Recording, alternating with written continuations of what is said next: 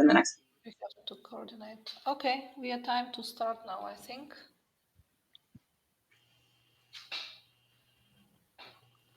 Hello, we are starting the second day of the session on well-being and sustainability. I see people are gradually connected to the platform, so I'll pass the floor to Gerard Edding, the chair of the meeting. Thank you, Tichamira, and good afternoon, good morning, good evening to everybody. Welcome back, or welcome if this is the first session you attend. Well, today it's the fourth day of the expert group on national accounts. Well, we're now halfway. So far, we had a few interesting sessions. We had a general session on the update process of the SNA and the BPM. Then we had a session on communication. On Tuesday, we had digitalization, one of the key topics in the update. And yesterday, we started with the sessions on well-being and sustainability. Yesterday, we covered distributional accounts and also the broader framework, the use of satellite accounts.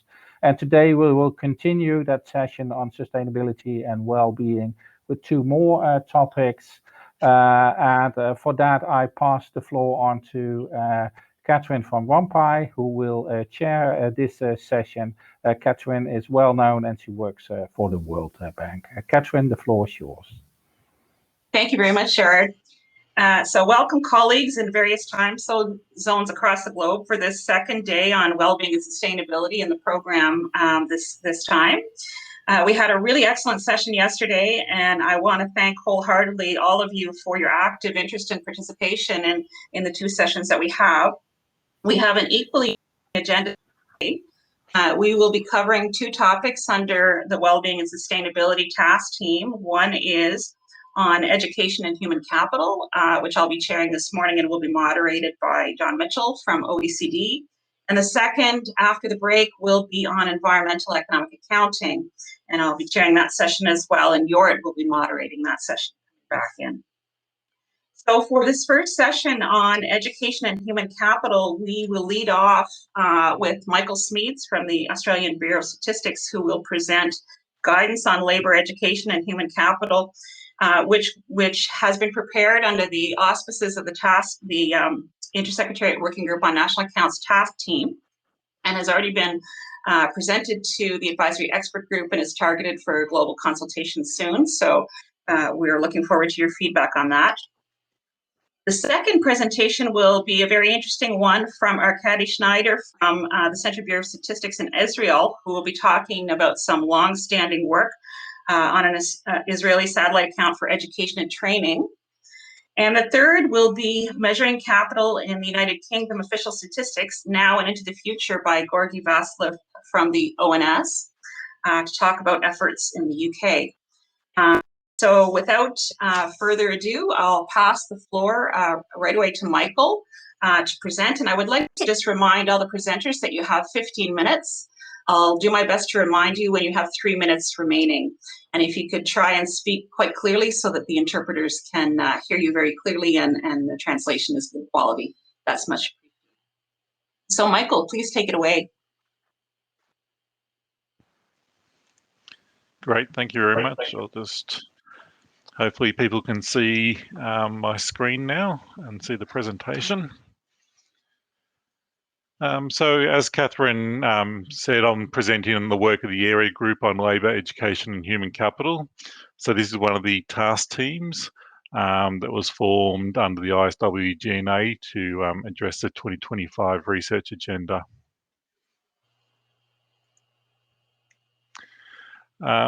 So the task team, the area group, is made up of a number of people across a wide range of statistical offices and other institutes. Probably particularly like to recognise that the work began under Patrick O'Hagan until around a year ago when I took over as lead on this task team, but certainly have a broad range of people and a broad range of institutes and countries represented in the work of the task team. So I think the most important question is why is this area important? And as this slide suggests, the crucial policy questions that hinge on a better understanding of the links between the labour market, human capital and production and income include human capital as a driver of innovation and economic development. So I think we all recognise that really economic development is driven by people and the interaction of people with the other elements of production. The measurement of productivity and the ability to deliver real income growth to households is clearly, is driven by labour productivity, real income growth. There are key issues of inclusive growth, equity in the distribution of income tied to the labour market, and there are impacts on the labour market and the changing nature of work from changes in the production arrangements.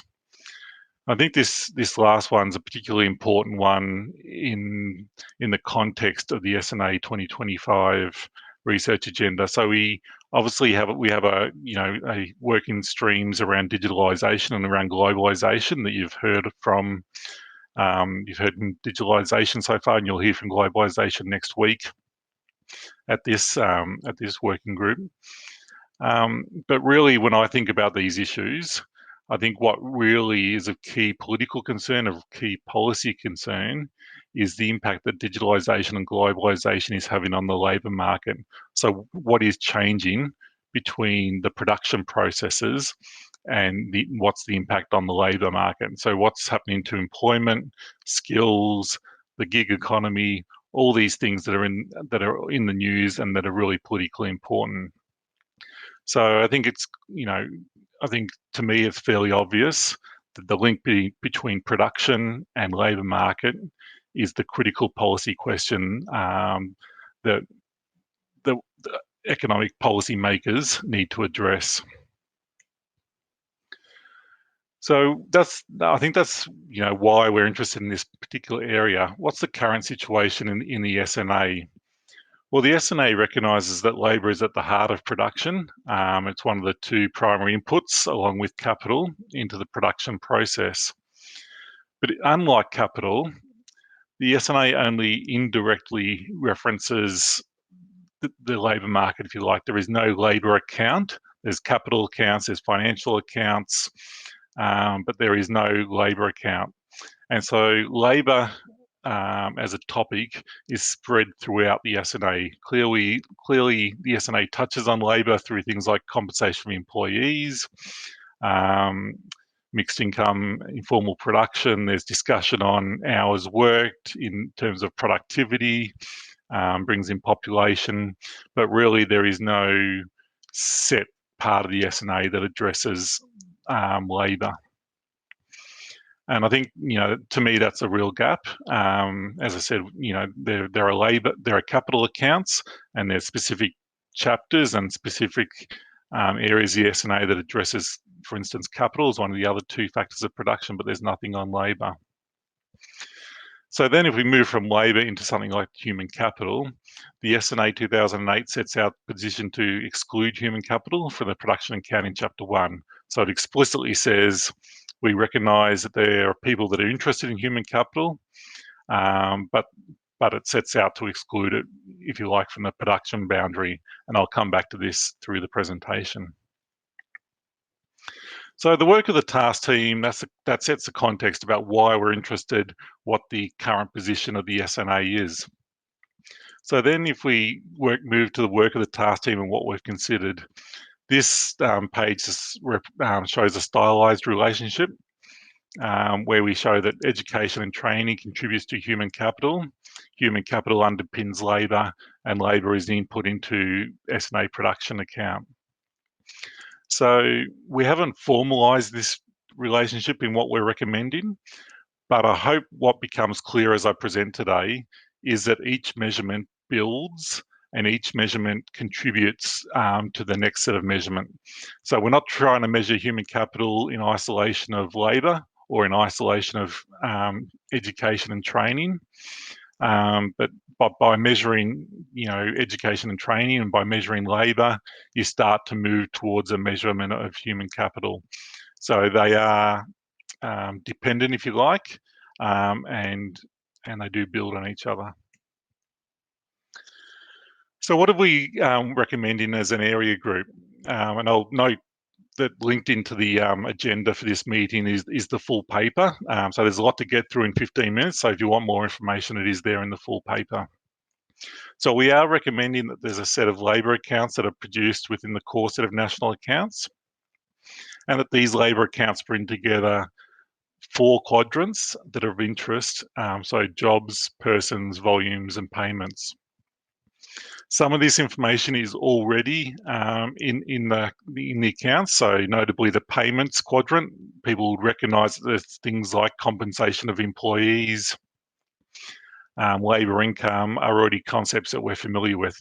Similarly, in terms of the volumes, hours worked is in there when we're talking about productivity.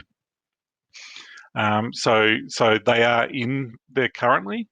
What is new is jobs, where we're recommending that we have an estimate of the number of jobs in the economy and also persons, so numbers of employed persons, unemployed persons, etc.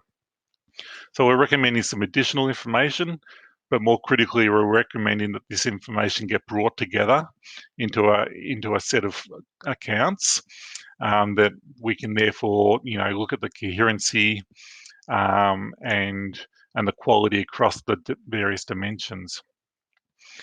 When we started developing the labour accounts in Australia a number of years ago now, one of the real findings for us, and maybe it should have been obvious, but it wasn't obvious before we embarked on the journey, was that, for example, there was no measure of the number of jobs in the economy prior to us developing this labour accounts.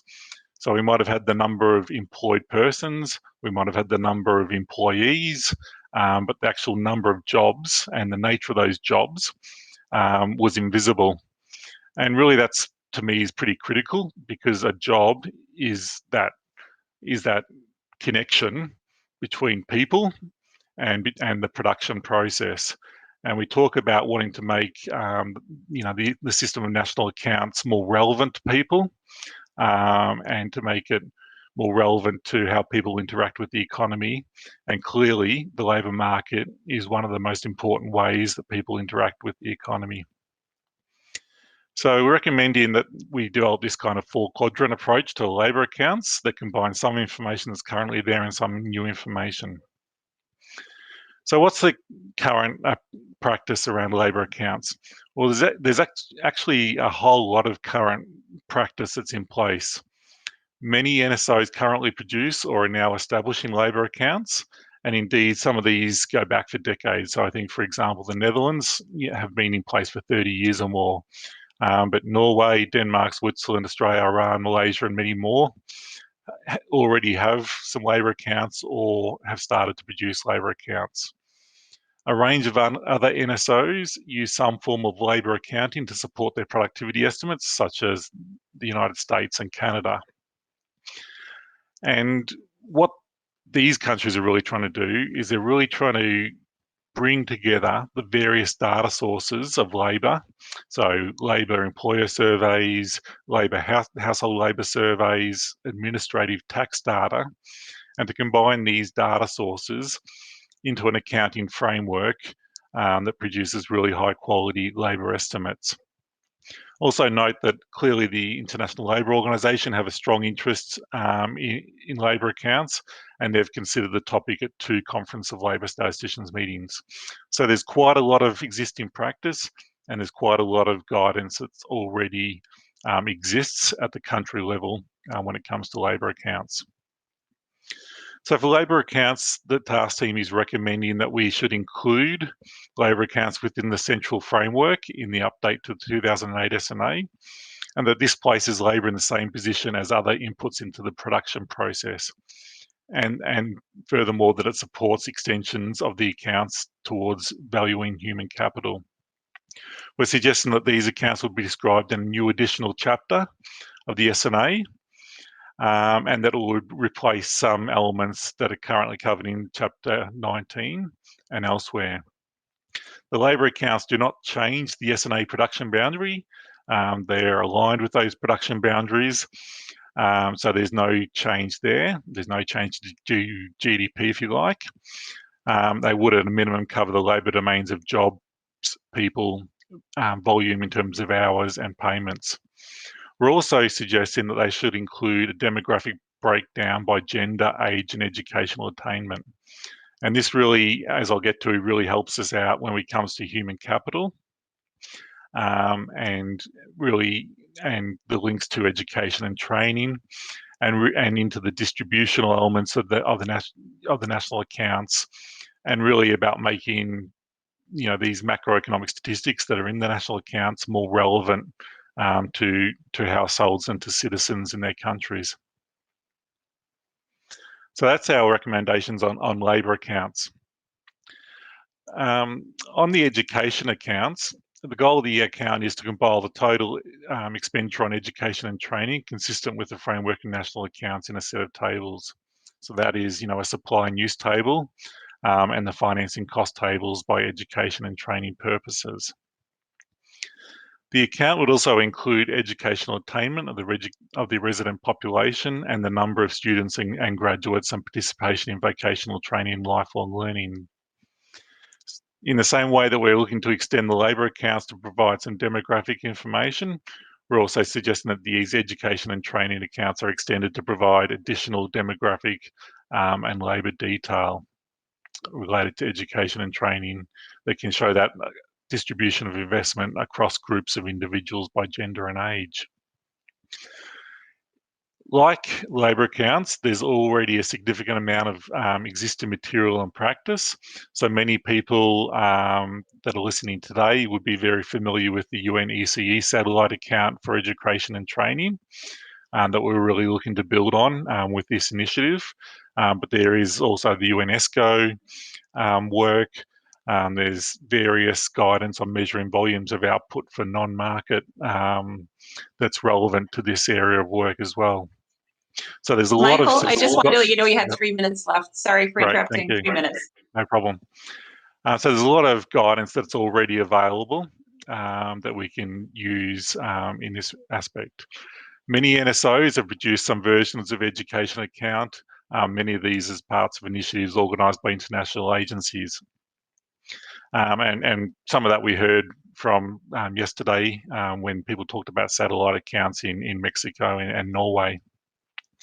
Importantly, a number of education accounts have been produced in conjunction with estimates of human capital. So that really, even though they're separate measurement in terms, you can do education and training measurement without doing human capital, but really these measures do build on each other towards a measure of human capital. So the recommendations here are that extended accounts for education and training should be developed.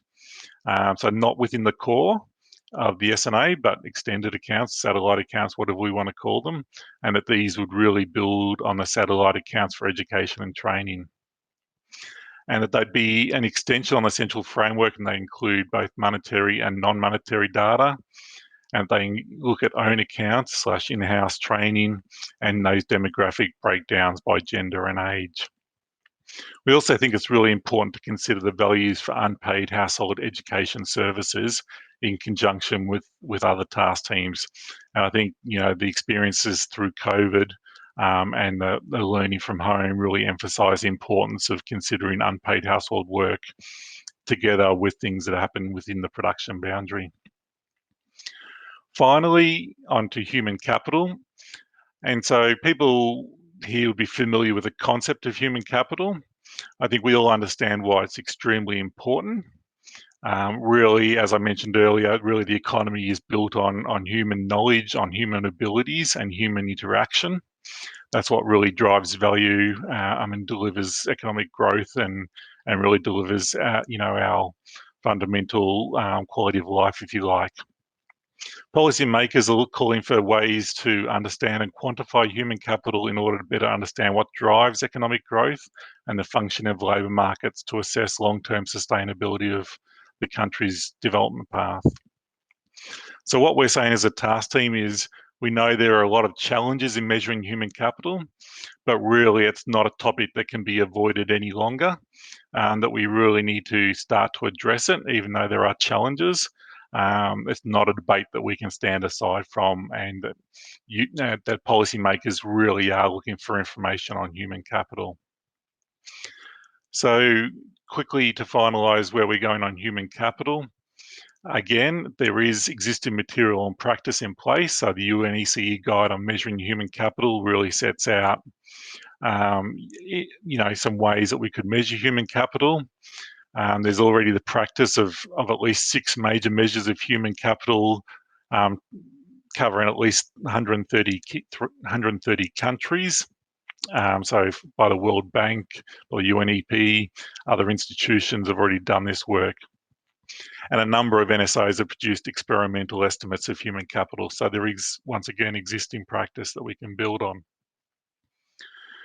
What we're recommending as a task team for human capital is that we really do need to take some initial steps. And I think what we're recommending is some really pragmatic, practical steps that can be taken to start to come to terms with the measurement of human capital.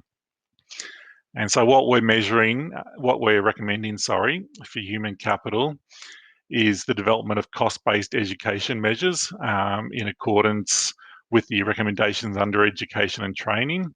So really, once you've done the satellite account for education and training, you have a large part of the material that's required to produce capital measures. And it also recommended these income-based monetary stock measures are produced in line with produced with gender, age, and educational breakdown. And so that's very much consistent with the labour account structure. And so you can think about the labour accounts providing information on labour market outcomes that then can support an income-based measure of human capital. We expect that some countries will feel the lack of capacity to produce human capital estimates. However, as I said, I think it's really important that we come to terms with this measurement and we start to address it. So these are the questions that I put to the advisory expert group last month that might spark some conversation today. I won't read through it because I've used up my allotted 15 minutes. I apologise for going through it fairly quickly, but there is a lot of content to cover within the 15 minutes. So I think I'll leave it there and happy to take questions as the session progresses. Thanks a lot, Michael. This is really very interesting work, and we've already had these conversations at the AEG, and I think it's very important to articulate these relationships between labor, education, and human capital in an integrated way, and the link to, of course, the understanding of productivity. And we're going to hear more about the complexities and measurement of human capital when we get to Georgi's presentation later in the program. But for now, I'll turn it over directly to Arkady, who's going to talk to us about the satellite account work in Israel on the education. So Arkady, please, 15 minutes. I guess we'll need to unshare Michael and share Arkady.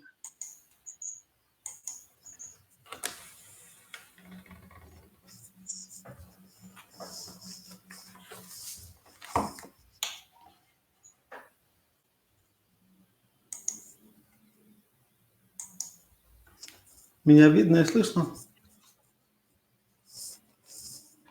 Very good. Да? Тогда начнем. Добрый день, уважаемые коллеги. Позвольте представиться. Меня зовут Аркадий Шнайдер. Я работаю в Центральном статистическом бюро Израиля, специалист в области национальных счетов. Предлагаю вашему вниманию доклад на вспомогательный счет образования и профессиональной подготовки в Израиле. В докладе представлен наш опыт разработки данного счета. Этот экспериментальный счет был составлен в рамках работы целевой группы экономической ООН по подготовке руководства на данную тему. В докладе вкратце излагаются основные задачи, методология и источники данных, представлены полученные результаты, а также затронуты проблемы, с которыми мы столкнулись, и наши дальнейшие планы. Краткая справка. В Вспомогательный счет национальной затраты на образование составляется в нашей стране на многих лет и включает данные, начиная с 1962 года. Работа ведется в управлении макроэкономической статистики в соответствии с методологией системы национальных счетов. Последняя публикация данные включает за данные 2019 год. В этом проекте, в новом проекте мы решили создать более расширенный счет, и поэтому создали новый процесс для сбора данных о профессиональной подготовке. Основные усилия были направлены на измерение дополнительных затрат на профессиональную и развитие человеческого капитала, которые ранее не включались в наш счет расходов на образование. Основные цели нового счета – это, во-первых, предоставить подробные данные о расходах на образование и профессиональную подготовку, а также о финансировании этих расходов, и, во-вторых, служить базой для измерения человеческого капитала с использованием затратного подхода в соответствии с руководством по измерению человеческого капитала от 2016 года. Структура экспериментального счета построена на определениях и принципах системы национальных счетов 2008 года. Счет охватывает деятельность единиц резидентов. При этом расходы студентов-резидентов, обучающихся за границей, определяются как импорт, а расходы во внутренней экономике студентов-нерезидентов рассматриваются как экспорт услуг образования и профессионального обучения. Итак, цель счета – представить все расходы на образование и профессиональную подготовку в соответствии со структурой национальных счетов. Рамки данного счета охватывают государственные и частные расходы на формальное образование и профессиональную подготовку, на неформальное образование и профессиональное обучение, на обучение в различных сферах культурной и спортивной направленности, а также на обучение по месту работы за счет работодателя. Кроме того, включаются затраты на некоторые сопутствующие товары и услуги, а также включается валовое накопление основного капитала в отрасли образования. Классификация продукции образования и профессиональной подготовки по направлениям включает 7 направлений. Первые 4 направления основаны на международной стандартной классификации образования от 2011 года. Это дошкольное образование, начальное образование, среднее образование и высшее образование. Более подробно можно прочитать на слайде. Я буду продолжать. И следующие 3 направления включают неформальное образование и профессиональную подготовку. Речь идет о области культуры, спорта и досуга. Следующее направление – это прочие виды обучения и профессиональной подготовки. И последнее – это обучение работы за счет работодателя. Здесь следует отметить, что последнее направление выходит за рамки действующей системы национальных счетов. Производственные и финансовые единицы классифицируются по следующим секторам экономики Израиля. Это сектор органов управления, домохозяйства, некоммерческие организации, обслуживающие домашние хозяйства, корпорации, как финансовые, так и нефинансовые, и сектор остального мира. При этом сектор органов государственного управления, ввиду особой роли, которую он играет в услуг образования, подразделяется на центральное правительство, местное самоуправление и государственные некоммерческие организации. Основные источники данных – это административные данные Министерства финансов, Министерства образования, а также других министерств о расходах государственного бюджета, а также различные статистические обследования некоммерческих организаций, корпораций и домохозяйств. Здесь следует отметить, что мы пользовались действующими статистическими обследованиями, и в связи с этим возникали проблемы по оценке данных, которые требуются для компоновки данного счета. Более можно остановиться на оценке профессиональной подготовки за счет работодателя, она производится путем измерения затрат на обучение сотрудников в каждом секторе экономики, как у производителей рыночных, так и у производителей нерыночной продукции. И включает следующие основные направления. Это внутреннее обучение на предприятии, имеется в виду курсы, проводимые работниками данного предприятия для работников того же предприятия. Далее это стажировка на рабочем месте под руководством наставника и другие подобные виды обучения. Следующее направление – это аутсорсинг обучения. Это когда предприятие покупает на рынке курсы для своих работников. Имеет место также финансирование внешнего обучения отдельных работников на курсах, которые проводят другие предприятия в области образования и профессиональной подготовки. Кроме того, включаются также расходы на профессиональную литературу и другие расходы, которые необходимы в процессе обучения на предприятиях за счет работодателя. Перейдем к обзору основных результатов в счет образования и профессиональной подготовки. Следует отметить, что пилотный проект израильского счета был составлен на основе сбора, обработки и анализа данных за 2015 год. Так, общие расходы на образование и профессиональное обучение составили 104 миллиарда шекелей в текущих ценах или около 9% валового внутреннего продукта Израиля.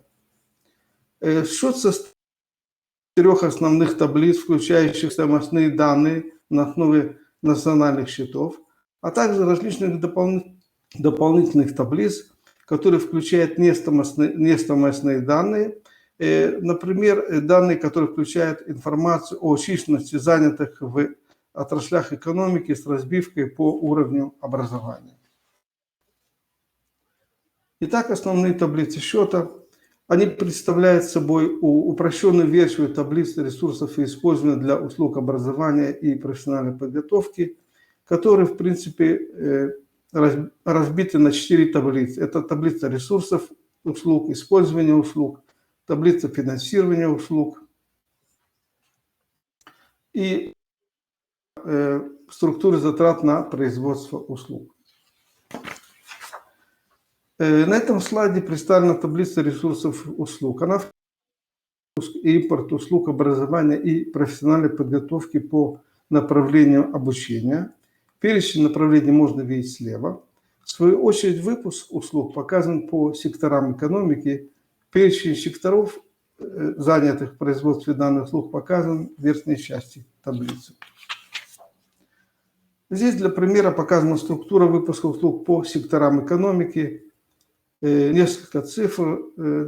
Можно сказать, что сектор органов государственного управления производит более 70%, их 25% производят государственные некоммерческие организации. Еще один пример – это структура выпуска услуг по направлениям обучения. Здесь видно, что на долю дошкольного и школьного обучения приходится 50% выпуска услуг, а на долю высшего образования 17% выпуска всех услуг. На этом слайде представлена таблица использования. Она включает расходы потребителей услуг образования и профессиональной подготовки по направлениям. Перечень также можно видеть слева. В свою очередь, потребление услуг показано по секторам экономики. Перечень секторов показан в верхней части таблицы.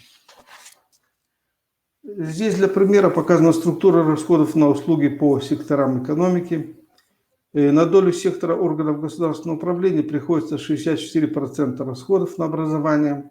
При этом расходы сектора домашних хозяйств составляют около 31%. Здесь показана более подробно структура расходов сектора домашних хозяйств по направлениям обучения и профессиональной подготовки. Видно, что 32% приходится на дошкольное и школьное образование, 21% на оплату высшего образования, а 30% на образовательные курсы в различных областях культуры, спорта и досуга. Следующая таблица – это таблица финансирования услуг по секторам и направлениям обучения. Она включает по каждому сектору расходы на конечное или промежуточное потребление, плюс трансферты или субсидии, переведенные другим секторам, и минус трансферты или полученные от других секторов. Баланс этих показателей дает нам финансирование по каждому сектору. При этом данные переведены по направлениям обучения. Перечень направлений показан в верхней части таблицы. Это также продолжение таблицы финансирования. Здесь мы видим пример структуры финансирования выпуска услуг секторами экономики. Можно отметить, что сектор органов государственного управления финансирует 67% выпуска данных услуг. При этом 58% услуг финансируется центральным правительством. А на долю сектора домашних хозяйств приходится 30% объема финансирования услуг образования и профессиональной подготовки. Здесь показана более подробно структура финансирования услуг сектором органов государственного управления. Можно отметить, что 62%, львиная доля финансирования, приходится на школьное образование, а на долю высшего образования отводится только 14% финансирования. И последняя таблица из перечня основных таблиц – это таблица структуры затрат на производство услуг по направлениям обучения. Она включает в себя, которые приведены слева, и направление обучения показано в верхней части таблицы.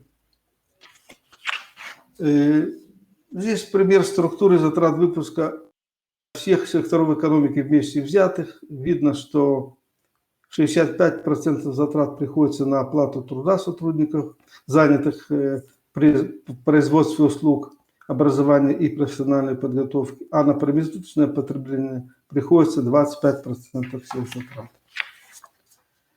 И в заключение я остановлюсь на некоторых проблемах, с которыми мы столкнулись при построении данного счета. Как было сказано, в принципе, мы счет образования, что касается формального образования, мы составляем уже много лет. Часть услуг неформального образования тоже были включены ранее, но были новые темы, которые мы решили включить в соответствии с этим проектом. Трудности были в сборе и обработке информации по направлениям неформального обучения. Здесь приведены несколько примеров. Так, например, для оценки затрат на обучение работников в корпорациях и некоммерческих организациях мы использовали существующие статистические обследования, которые изначально не предназначены для сбора данных по обучению. Это, конечно же, повлияло на точность данных для нашей цели. Patty, just to let you know, you have 2 minutes left approximately.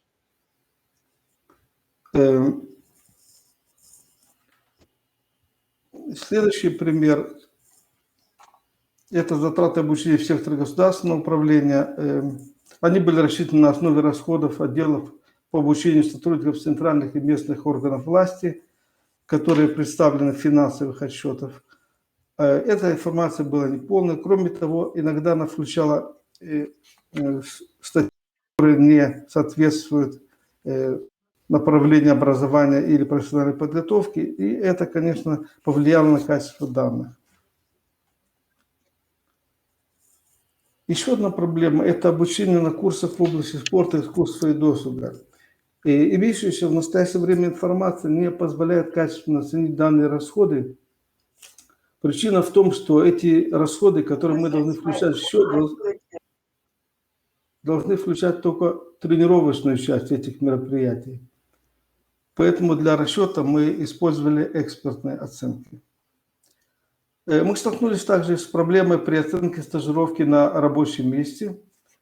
В настоящее время мы не можем выделить расходы на наставничество стажеров. В будущем мы планируем поиск дополнительных источников информации и разработку модели оценки затрат на стажировки. И наши скромные планы – это поиск, анализ, интеграция новых источников данных для повышения качества израильского вспомогательного счета, образования и профессионального обучения. В заключение отмечу, что в нашем управлении выпускаются вспомогательные счета также и по другим темам, например, здравоохранение, культура, спорт и другие. И самое важное – это то, что данные вспомогательных счетов очень востребованы как для оценки существующего положения вещей, так и для разработки экономической политики в каждой конкретной области, которую они затрагивают. Спасибо за внимание.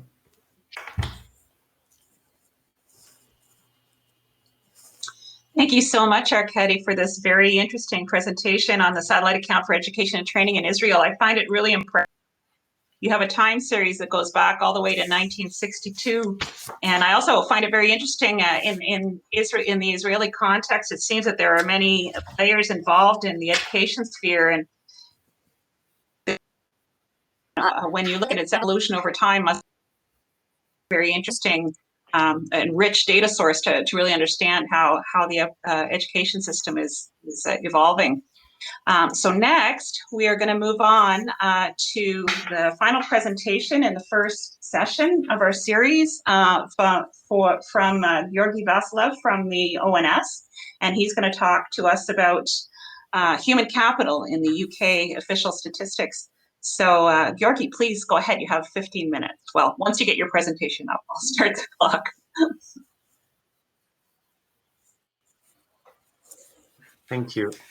Just checking if people can see. It looks like we can see. Great. Getting there, yeah. So yes, thank you, Catherine. So my name is Georgi Vasilev, and I head up the Economic Wellbeing and Human Capital team across our statistical office within the UK. And I have been working in the area of economic wellbeing for a number of years and have contributed to some of the work that was described in the previous two presentations around the satellite account for education and training, satellite guide on human capital. So I will be taking you through a focus really on how most of the discussion to date actually has been reflected within the United Kingdom. Take you through some of the motivations that apply particularly to the UK context, as well as I'm sure apply to various other countries represented here today.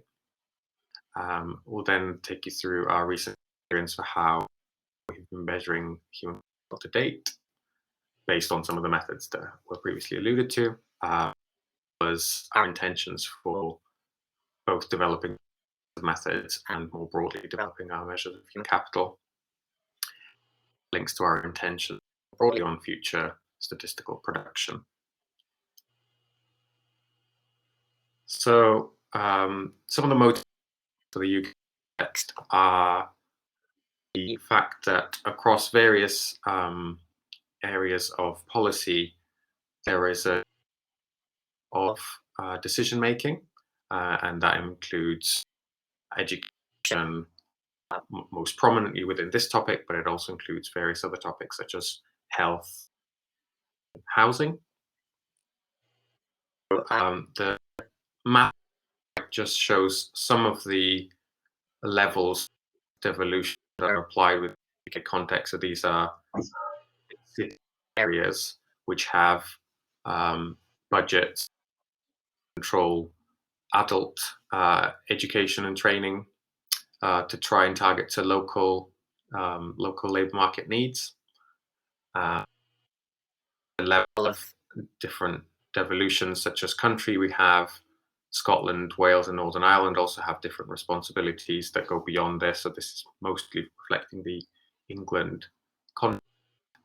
And so it's really important that with a lot of our statistical production and analysis, we consider the local variation, and as much as we can to try and derive this at quite a granular level of information. More typically, there's been an increased interest in the last few years for how the UK policy consider investing in the UK workforce as a way of referring to human capital acquisition or improvement of the overall stock of human capital, as well as more general questions on the value of education, such as the fact that within the UK, half of young people tend to go through into university undergraduate education, and so the differential value between having an undergraduate to of education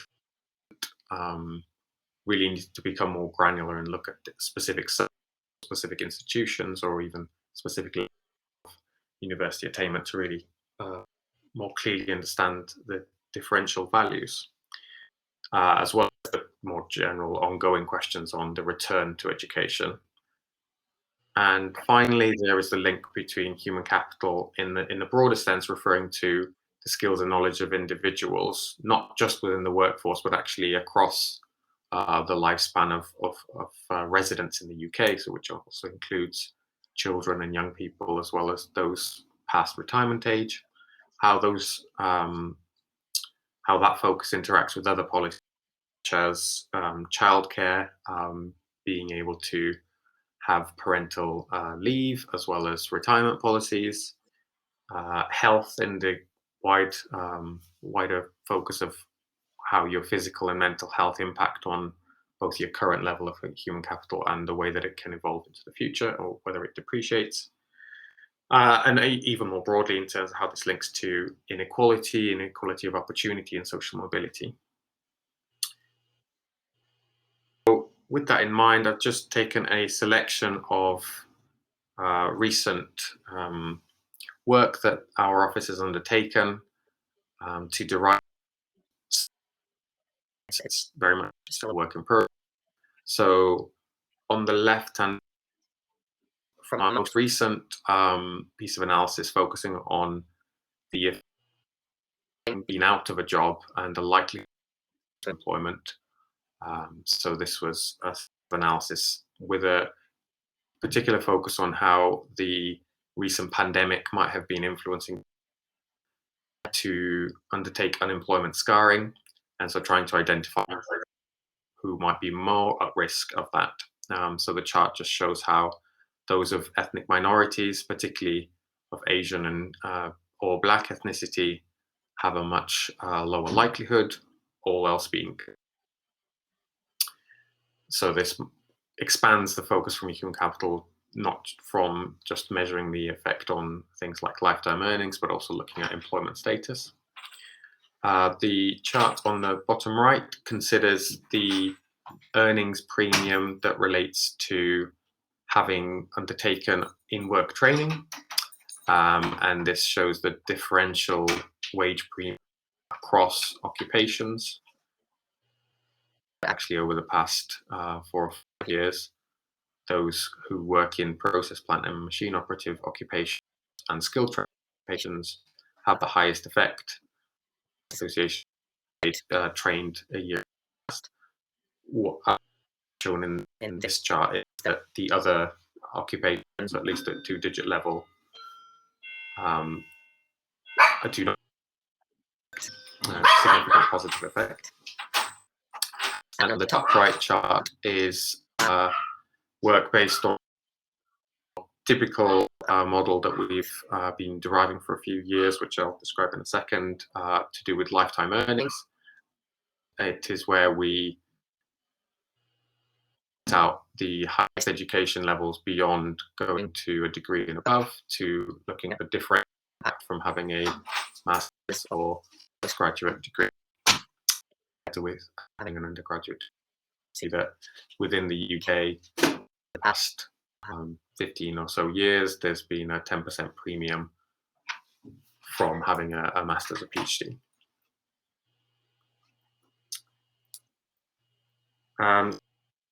Alluded to, we have been producing human capital stocks, which are really referred to as discounted lifetime earnings methodology, and this is from any framework from the 80s and was quite a core part of guidance on human capital. So it's referred to as the income-based approach. Just recognizes that actually for the UK context, it requires a fairly light level of data and process requirements. So we use the National Labour Force data on life expectancy of individuals across age and sex. and with information using people's earnings, and they are split age, sex, and highest qualification, at least as a minimum.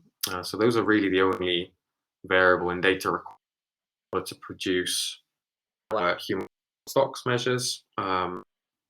So it is founded on, but this is recognized in the existing literature. Really the core aspects of the fact that using earnings individual at a given age can then project into how their earnings will evolve into the future based on the that we have in the current cohort. In the UK, we lifetime earnings up until the age of 5, after which we assume individuals do not have any human capital stock, mostly because that's a large part of them have left workforce. Most key assumption is about the fact that we're using here earnings and applying as marginal product to the individual.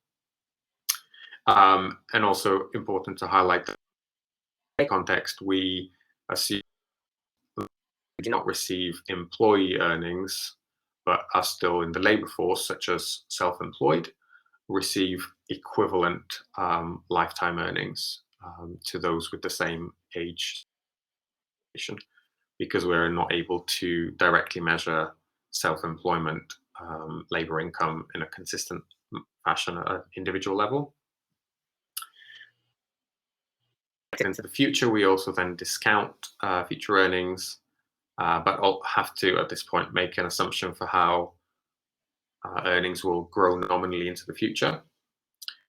And as of our application, we have started to apply a new getting to real stocks rather than deflating by an independent index like inflation. So we apply what's called a Tornquist index, which takes account of the proportion of people in each one of the categories above and tracks the independent development of the stocks of each one of those individuals.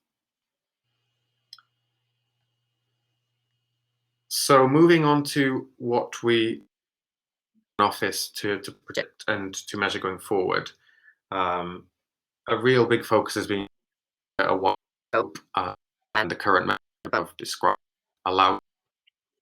And so what we did is we presented a consultation, UK domestic context, understanding what particular policy users of our data wanted to see. And it became clear that we want to measure human capital beyond just the workforce. So we've proposed a set of indicators and a set of measures that would look to capture across multiple life stage and across the whole lifespan of an individual. But even more importantly is looking at the wider scope beyond the factors previously considered. And here we have been upon literature that goes beyond typical remit economics, but also at psychology, neuroscience, and various other topics. And this has identified a set of influence individuals across different particular. And so we're proposing to be able to measure each one of those, and then also seeing the impact that has directly on people's knowledge, be looking at that secondary impact on labor market outcomes such as earnings. Of course, let's present a whole set of new data elements, which we are still in the process of understanding and scoping out. But one of the other areas that this links across, there's been quite a lot of international work on, not explicitly linking to human capital, the use of online job adverts and skills extracted for specific job adverts being requested in the economy, and skills. 3 minutes, Georgi, please. Okay, thank you. 3 minutes approximately. Thanks. So we are proposing to use some quite innovative data to map on to understand what the knowledge that being at and what is the market value that then allows that with typical measures such as lifetime earnings. Of course, one of the core areas that we're also considering as an office, because a lot of the work I've described to date is moving more into the experimental space, even though there's obviously quite a large link and large background in literature on how human capital relates to things like economic production. So we haven't lost sight of the fact that we would be considering how we might be able to link this into a national accounts framework, such as that described by Michael in the first presentation. So just to take us through to the final part, it's thinking of the set of questions that might help us bring us back to such a coherent framework that we believe are still yet to be answered, and we have started to explore different options that either relate to having to make assumptions to derive such estimates or would require new data to be gathered in the first place.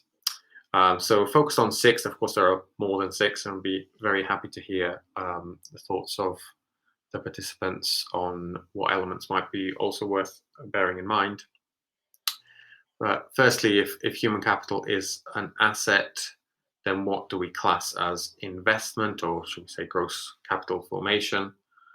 Are all elements that we might consider typically as human capital investment, if we call that education, would we say all of that was investment, or other elements of current spending?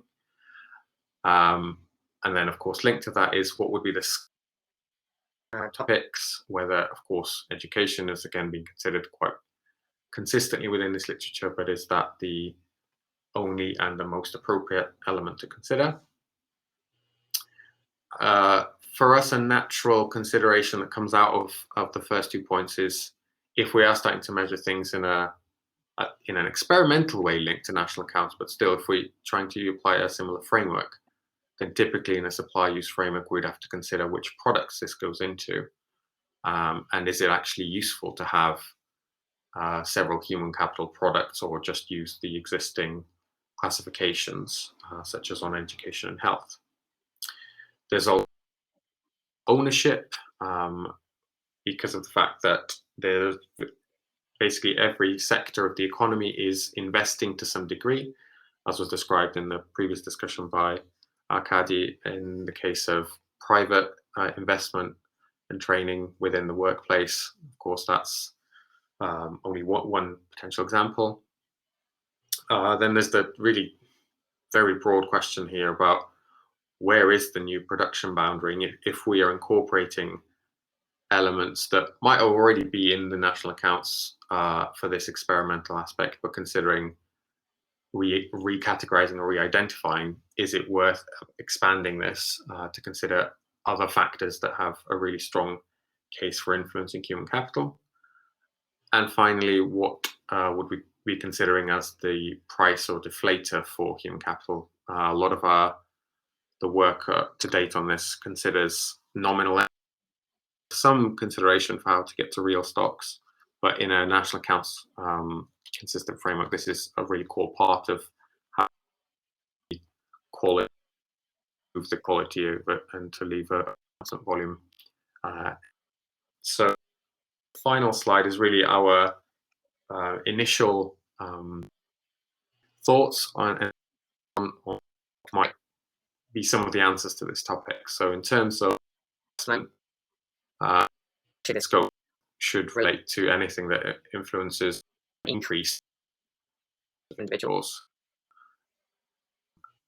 And of course, there is a question of how to value some of these things when they're not in the marketplace, and there isn't just nothing equivalent out there related to, and it's not really appropriate enough. But so you could consider as current spending, which maintains a certain level of human capital, given that this may not have a the 1 year typically applied for capital spending. In terms of scope, this is where we're quite a boundary beyond the elements described in the previous two. So not education as important, and potentially in some cases more important for certain individuals. Some of the other factors, people's skills and knowledge, and that's the family situation, that's as well as work factors that influence and even more broadly life experience. So some of that has been touched on in things like the satellite account in education and training, considering, for example, independent learning. But we think that there are aspects there. So for applying this in a supply would mean that we actually have different skills and knowledge more than education. That is academic sets of knowledge and practical sets of skills and granularity in the taxonomy applied, but away from using education levels as a overall of investment. As touched on the previous side, it makes sense that actually is considered as investing in such human capital, and hence it might require some further distributive transactions further down the sector accounts if we're considering them in a full sequence of accounts framework. And as mentioned within the scope aspect, we would really push the boundary itself to consider unpaid work, particularly with the investment in parental childcare time and adult care, but also linking to literature such as the importance of nutrition, and so part of the cooking, cleaning. To finish off on the deflators point, one of the suggestions we've been thinking about is using some of the commercial data on job demand and extracting the market price of skills being asked for within the salary of a particular job advert, and tracking those skills, assuming that they don't change over time, and how the valuation of those changes. So a lot of thinking, a lot of potential concepts, and appreciate a lot of questions still further to be answered. But thank you very much, and I'll be happy to take any questions. Thank you so much, Georgi. I think that was a really great way to conclude the presentations in this setting, to sort of highlight some of the very fascinating questions that we have to address if we're going to think about integrating human capital into the SNA framework. I found the discussion in the UK really, really interesting, and the importance in policy setting that you've illustrated in the work that's already been produced, and also the impressive prominence that the UK has given to this subject, the statistical system. I think that's really interesting. So we're only slightly behind schedule, and I'm going to now pass it over to John Mitchell, who's kindly agreed again to offer us his superior moderating skills to take some questions from the chat. I see that there's a couple that have started to show up in there already, so I'd invite you to post your questions to any of the three presenters, and I'll just remind you that the subjects were Michael Smead's presentation on the overall guidance for labor, education, and human capital, the work of Arkady Schneider from Israel to talk about in depth the satellite account for education and training in Israel, and Georgi's most recent presentation on human capital in the UK. So please put your questions in the chat. And John, I don't know if you want to start summarizing now. Yeah, thanks, Catherine, for your kind words. Let's see if I can maintain the high quality. I think we might work backwards. So there was a couple there to Georgi, one from Yorit. Sort of, at one point, Georgi mentioned that he felt the ONS was extending a little bit further than the previous, and I guess that was regarding the idea of social aspect within the human capital. But I suppose Yorit is asking about healthcare, and I guess when we normally talk about investment in human capital, most people think about education. So I suppose he's just asking for a few additional comments about what other expenditure, such as healthcare, might be considered as human capital. And Lisbeth has asked a couple of questions, another one to Yorgi as well there about considering the annual expenditure on education and training as a measure of the annual investment. So I suppose that's more of a question about the source data that might be getting used. For Akadi, there was one question that isn't on the chat, but was just about the volume estimates. So whether or not a lot of the approach for Israel has been on current price expenditure, and whether or not there had been any work to look at sort of a volume output to see whether or not Israel is spending more or if they are actually producing more. So I suppose to try and look at that productivity aspect, if there had been any work on producing output of a volume. And then the other one to Akadi, which I think I will also extend perhaps to all three presenters. Anne Lisbeth was inquiring about what some of the most basic steps that a country could take to try and create a education account, a human capital account, or Michael, in your regard, a labour account. I suppose in these kind of forums, that's really what we're doing, is trying to share information so that other countries can pick up this work, and especially if we are looking at trying to introduce it into more of a formal compilation practice, and certainly the labour account, if we're looking to introduce that into the core, what are some basic steps that countries might be able to take? So Catherine, I might leave it there. I'm not sure if you had any to add, and I'll pick up another round while they make the first answers. Maybe I'll just add a question to Michael.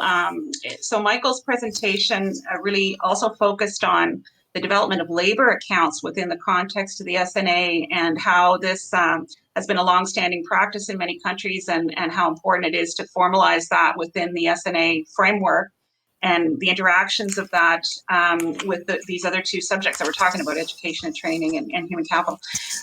I just was wondering if you could tell us a little bit more about the experience of the development of labor accounts at the ABS, and how these have been used for policy purposes, and how they've and has there been any feedback on the actual quality of the SNA estimates? Because I know from my own experience in Canada in the productivity program, when we're trying to put together these output measures with the labor measures, we often have feedback on specific industries and things like that. I wonder if you had any reflections from your perspective from that point of view. And so maybe for this first round of comments, I'll start. I'll go through the order in which they present. So Michael, I'll let you have a first crack, and you can respond to any of the comments, and then we'll go through the presenters as in order. So Michael, please.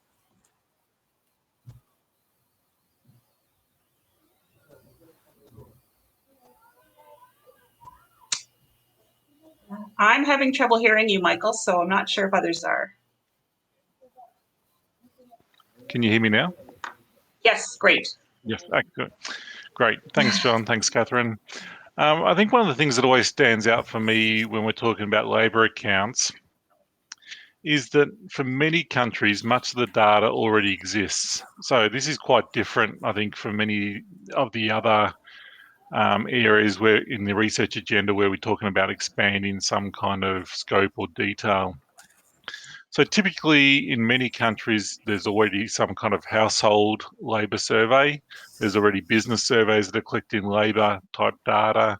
There's usually access to taxation data around labour. And so quite often that's already in place. And what the labour accounts does is that it's that kind of pure accounts approach that lets you bring together all these different data sources and confront them on certain identities, and really to extract the most value that you can across the range of data. So it's a real data integration kind of exercise, and already existing data in most cases. So I think, so that's the first point that I really want to make, and therefore the first steps you take are really sort of that kind of data stock taking, data assessment kind of exercise to say, what data do we have? What do they cover? What are the strengths and weaknesses? Because I think that then leads on to your question, Catherine, which is, when we're doing productivity, typically we get a lot of questions around things like the industry distribution, because we're using some kind of household labour force survey to measure hours worked. And we know that household surveys cannot give us a decent industry breakdown, right? They're just the sample, the frame, everything, the whole design just does not give us that. So they're designed to give a particular strength of estimates for a particular region, or maybe for a particular demographic group, but not for an industry. So what we can do, with the labour accounts is to bring together your household labour force, which might give you the overall size of the labour force, but then using the accounting identities, we can bring in the type of business surveys that give you that kind of real strength of industry breakdowns, and solve some of these puzzles around labour hire firms and other kinds of questions that we have in productivity measures. So that's, I think most countries that embark on some kind of labour account start from that productivity angle. But then it goes from there, and I think adds a lot of strength, in a number of ways beyond that. So I think people that tuned in last night, I think one of the points I tried to make with my question to Anne Lisbeth about the Norway satellite accounts approach was that every satellite account that Norway was producing in this case had labour data, and that all came from this core set of labour accounts, in the same way that the supply use table supports a whole range of different satellite accounts. So you have that benefit, and then beyond those kind of satellite accounts, looking at number of employees involved in tourism or rec and culture or anything else. And then finally, I think both Arkady and Georgi both gave a really good representation of the link between labour and the production and production from two different angles. So Arkady looking at the production of education and training and what that meant for skills and getting towards that sort of angle of the labour market, and Georgi from the income approach and looking at from that kind of outcomes of the labour market. And so I think all these examples just show the importance of having this really clear link between labour and production. And so I might leave that there. Happy to take any further questions the next round. Thank you. Thanks a lot, Michael. I know that in Canada we had a similar advantage because we had the labour associated with the productivity program that was entirely linked to our supply and use kind of classification. So it meant that we could use those labour estimates in economic impact modeling through IO studies, but also in any satellite account development. And it was really, really interesting. And also to add even demographic characteristics to that labour was something that we wanted to look at so that it would be even richer in terms of that satellite account development. So I don't want to take up too much time of my speakers. So next on to Arkady, please, if you'd like to respond to any of the comments that were raised. Да, я начну. Слышно меня, да? Я начну с вопроса Энн Лизбет из Норвегии. И она спрашивает, какие рекомендации можно дать странам, которые хотят начать работу в разработке счета образования и профессиональной подготовки. I'm trouble to hear that translate. I'm not sure if others are experiencing.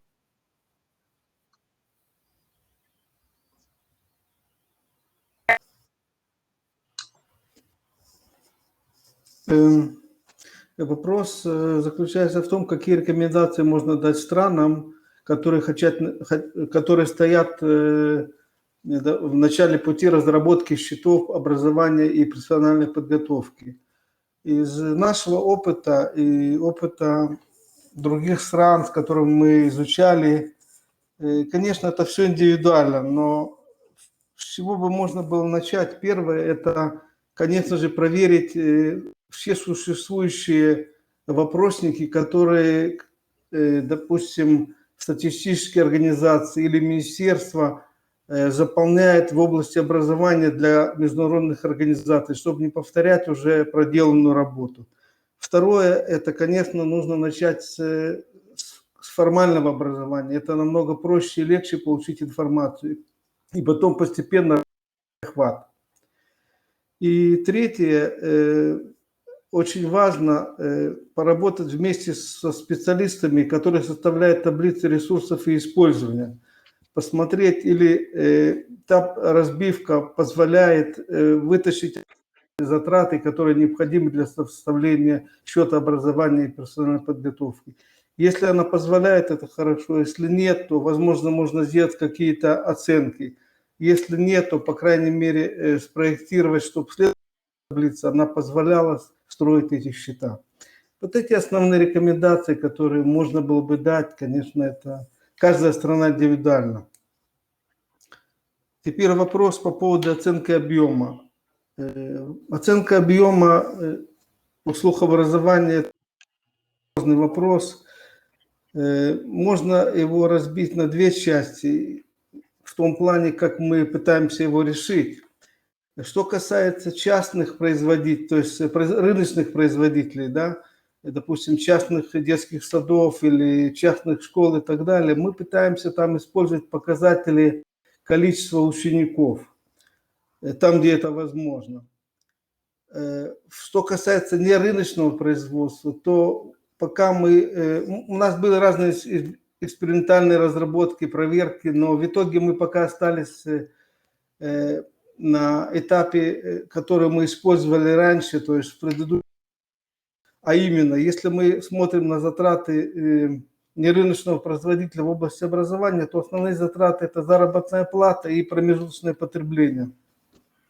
Заработная плата расходы по заработной плате мы приводили в постоянные показатели объема при помощи количества часов, количества занятых в этой отрасли. Это помогало нам решить часть расходов по заработной плате. Что касается расходов по промежуточному потреблению, то здесь мы пытались разложить на составляющие материалы и услуги, которые используются в образовании, и применять существующие индексы цен для того, чтобы получить индексы объема для конкретных составляющих.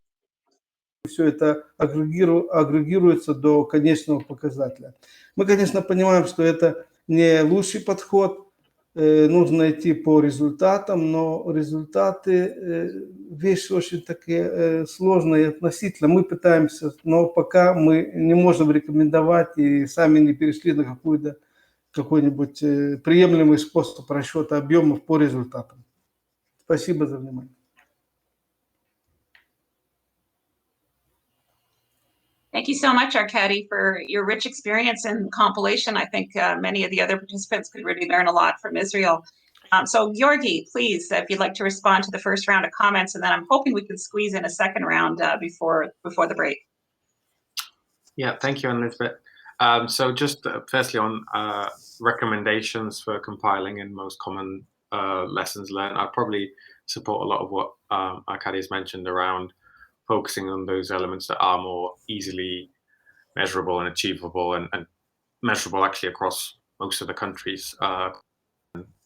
Focusing on education and seeing how that can be extracted around the links to labor require much more than I'd set out in my presentation around needing a labor force survey or equivalent administrative or tax data to get at some of that information and make some really quite comparable results across regions or across countries. And I think that's one of the most important lessons I think that we've had to date is the continued interest even within our UK policy sphere to consider how UK human capital relates to other countries. And of course, that means then having some set of comparable measures. So yeah, we do think that there's a lot of value then in being able to compare those in order to influence future development.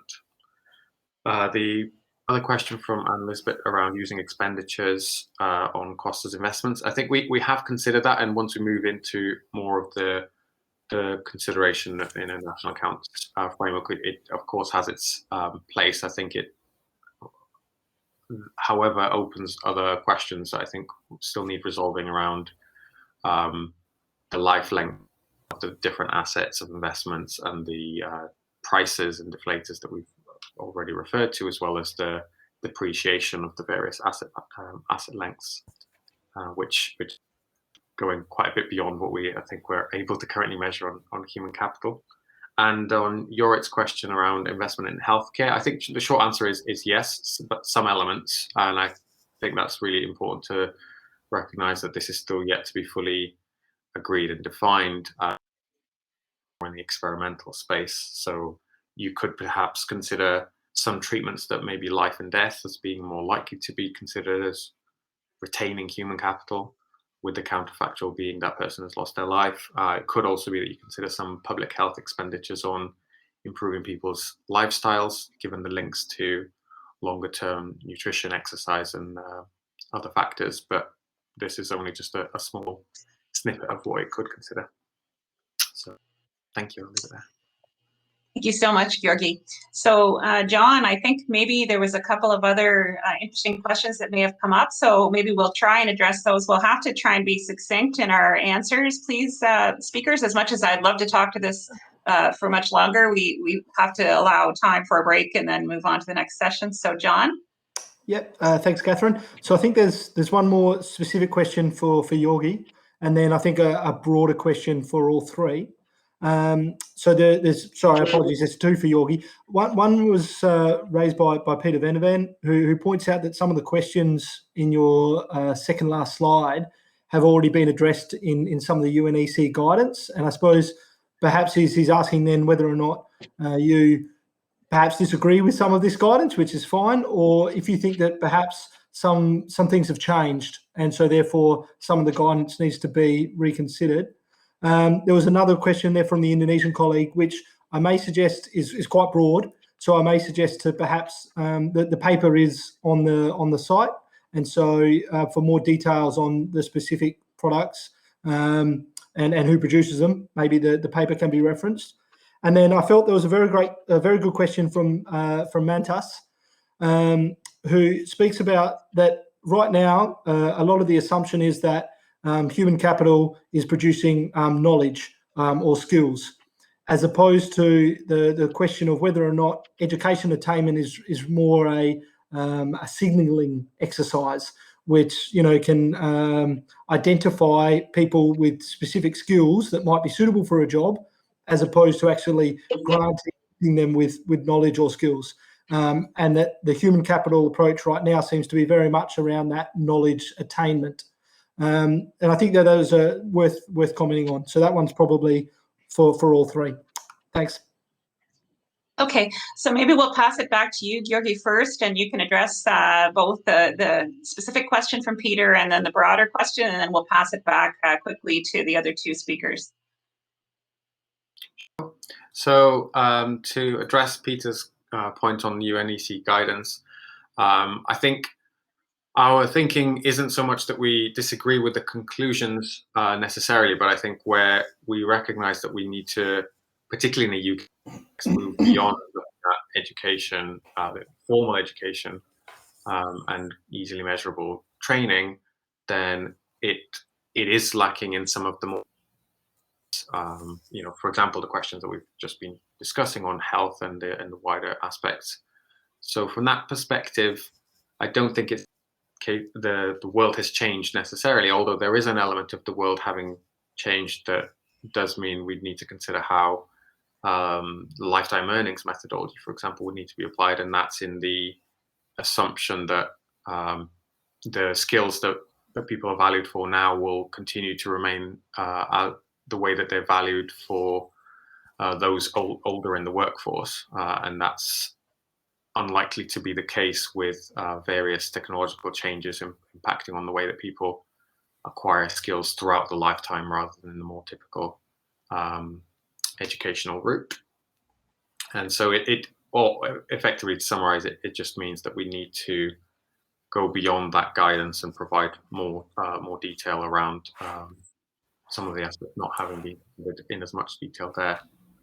The question from Wisnu, I think, yeah, it is a very broad question. It's basically, it's still to be defined which products we refer to, but in terms of who it was be relating to all the sectors that I've mentioned, based on who is delivering the particular investment.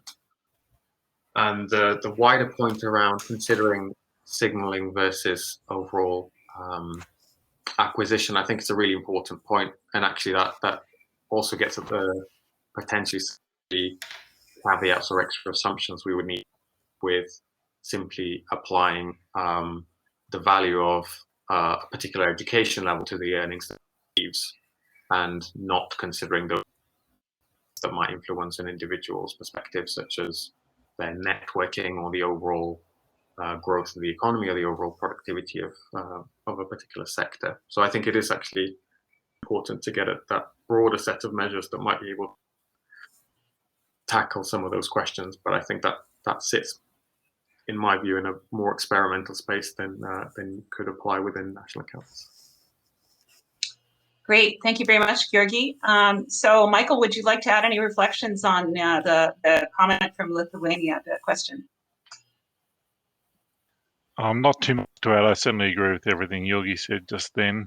I will note that we've also been discussing that element when we've been talking about what's the output of the education industry within the core. So that some non-market work that we've been doing in Australia, and really looking at the growth in the number of PhDs and masters, and wondering whether that's really an increase in sort of educational output or some kind of certification growth in the education industry. So I'd say it's a broader topic as well within the non-market and the output of the education industry.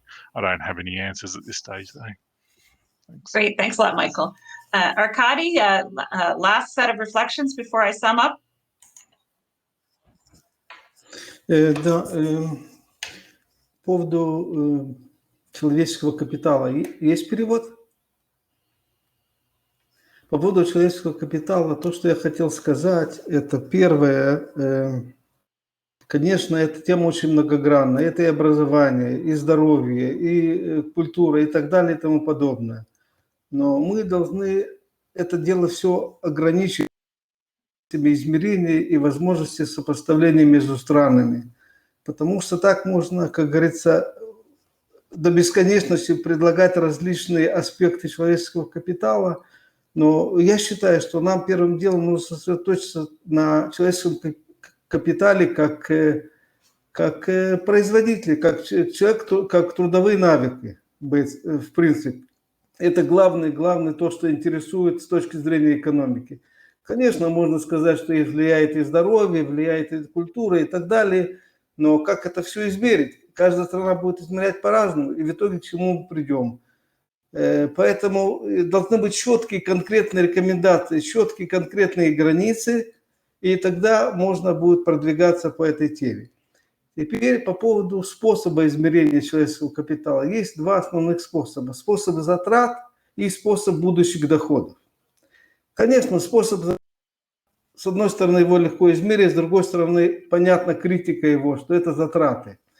А способ доходов, это, конечно, хорошо, но это все академическое исследование. Мы возьмем время, в котором мы находимся сейчас. Время, допустим, возьмем то, что происходит в плане профессии. Некоторые профессии вымирают, и поэтому мы не можем спрогнозировать, что будет через 10 лет в плане дохода человека с определенной профессией. Очень просто это. Достаточно нам вернуться 30 лет назад и посмотреть, насколько мы были бы правы, если бы мы бы использовали этот метод по будущим доходам в отношении того, что происходит сегодня на самом деле. Поэтому это, конечно, очень хорошо, очень правильно звучит с точки зрения теории, но с точки зрения измерения практики это очень сложно. И кроме того, это приводит к несопоставимым результатам даже между разными методами, затратным методом и методом доходов, и между разными странами. Поэтому здесь, конечно, предстоит большая работа, и очень трудно, конечно, подойти к конкретным решениям, рекомендациям. Поэтому я желаю всем успеха в этой работе. Всего хорошего. Thank you, Arkady. I guess that's a very good way of terminating the discussion. Good luck, because we have a number of challenges ahead of us. But as Michael said, we need to not shy away from them. So I'm going to, since it's already 8:30, I'm going to try and be very brief, but I'll try and summarize some of the highlights of the session before the break. So the first presentation by Michael on the guidance on labor, education, and human capital under the Intersecretariat Working Group task team on well-being and sustainability, it really emphasized the need for fuller articulation of labor aligned with national accounts in terms of jobs, persons, volumes, and payments, alongside new detail on expenditures and outputs of the education system. And this new guidance also proposes stock estimates of human capital be brought into the SNA, both in terms of cost base and lifetime earnings approaches. And acknowledging the challenges and complexities, we sort of need to move into this space because it's extremely important. It's being taken up all over the world, and we've seen it, how it's been demonstrated, the relevance for policy purposes. The second presentation by Arkady really went into depth on satellite accounts for education and training, and of course this links into the guidance because we're drawing from all of that guidance in what we're proposing for the SNA. And demonstrates the very long-standing work in Israel to produce these estimates in an education and training satellite account, and really demonstrates the wealth of information in terms of products, purposes, producers, financing units, and their evolution over time, both in monetary and non-monetary terms. Georgi's concluding presentation on measuring human capital in official statistics in the UK focuses really on human capital, and Georgi's looking mostly, I think, at the lifetime earnings approach and showing how this can be extremely informative from a policy perspective and the links between different policies, whether they be in the labor market, but also on childcare, other mental health, other aspects of human capital and the factors that determine human capital development. The presentation also really effectively demonstrated the challenges involved in bringing these estimates into an integrated national accounts framework, both in conceptual and in practical terms, and offers some preliminary ideas on how to address them. So I want to thank all the presenters profoundly for their really interesting presentations, with I very well in a very logical succession and linked together this interesting topic. And I also want to thank the engagement of all the participants in asking very rich questions, which I think made this an extremely interesting session. So with that, we're not so far behind schedule. It's in Ottawa time 8:32, so 32 past the hour wherever you are. So maybe we'll try and come back on schedule well, in Canadian time, it's 8:45, so 45 minutes past the hour, wherever you are in the world, so that we can start the second half of today's session on well-being and sustainability, to look at specific topics in environmental economic accounting. So if you could all come back at 45 past the hour, that would be much appreciated. Thank you very much.